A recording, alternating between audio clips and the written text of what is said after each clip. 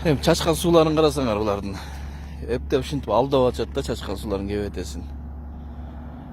Балыкчы чаң, күндө чаң.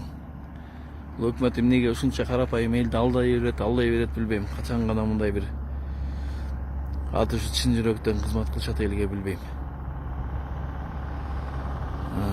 Ушундай болуп атат. Эч бир кыймыл жок. 2 жыл болду, эч бир кыймыл жок. Үйдүн баары чаң, көчөнүн баары чаң. Жолго ушу жүрүш, машина менен жүрүш вообще невозможно болуп калды. Өкмөт башындагылар, урматтуу премьер-министр, көңүл буруп койсоңуздар ушу жолго. 2 жыл болду, качанга чейин алдап эле элди алдап эле жүрө бересиңер. Бак ушуну балыкчынын эли, көлдүн эли, булар сабырды унчукпайт экен, көл экен деп эле ушул нерсени пайдаланып да убакытты созуп жүрө беришпи болбойт го. Мына адилеттүү иш кылсаңыздар болот. Чаң, көчөнүн баары чаң. Боз ала чаң. Элге кыйын, таксистерге да кыйын, маршрутка жүргөндөргө да кыйын, баардыгына кыйын мына.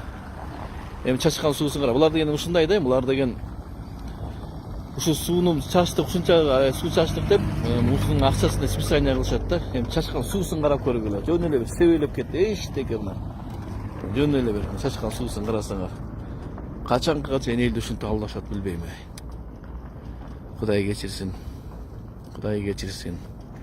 Кудай кечирсин. Өкмөттөгүлөрдүн баардыгына Аллах таалам иман, инсап берсин. Мындай адилеттүү элге, ичпей жебей адилеттүү элге кызмат кылса экен. Ушинтип эле Кудайдан тилеп калдыкчы. Кантип уялбай анан телевизорго чыгып алып анан элге акыл үйрөтүшөт. Ак көйнөк кийип галстук тагып эле акыл үйрөткөндөн башка эчтеке билбей калды бул өкмөт. Сүйлөгөндөн башка эчтеке билбейт. Бардыгы. Бир шайлоого бир аз убакыт калганда баары пиар кылып, телевизордон улам сүйлөп, кыймыл сүйлөп калышат. Ишке келгенде эчтеке жок. Эптеп бир бийдикке бир эмеге бир кресло отуруп алгандан кийин эле бүттү. Эч бир кыймыл аракет жок, бүттү анан. Тойлордо төргө отуруп эле, устукан жеп эле, улуу урматтуу оруп эле калышат. Эч бир пайда жок. Уялгылачы өкмөттөгүлөр, уялгылачы. Уялсаңар боло. Качанга чейин ушундай беспредел боло берет бизде.